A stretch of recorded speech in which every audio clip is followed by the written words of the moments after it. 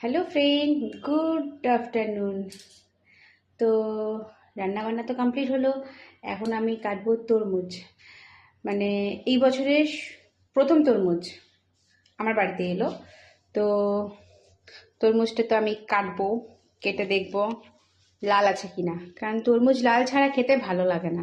যদিও যে দোকান থেকে নিয়েছি সেখানে বললো যে এটা নাকি লালও হবে এবং বীজও কম থাকবে। তো দেখি কি হয়।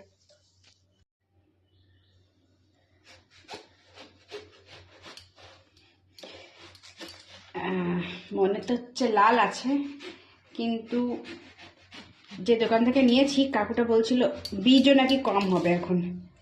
তো দেখা যাক। দেখো তরমুজটা কিন্তু লাল, বেশ সুন্দর,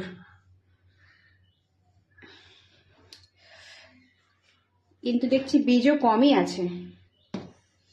তো এখন এটা পিস করি, তারপরে রেডি করি, মেয়েদের দেবো, আমি খাবো।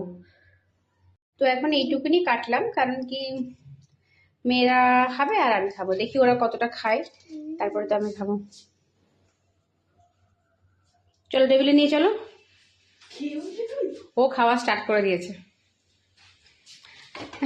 আমার মেয়েরা খেতে বেশ ভালোই বাসে।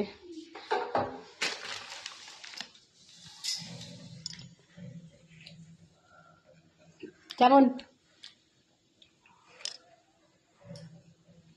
এবার আমি খাই। ভীষণ মিষ্টি, আরো ভালো লাগছে, বীজটা সত্যিই কম।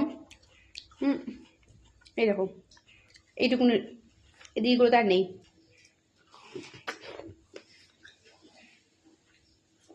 তোমরা কেটে খাবে চলে আসো, এখনো রাখা আছে, তখন কেটে দেবো। বাই।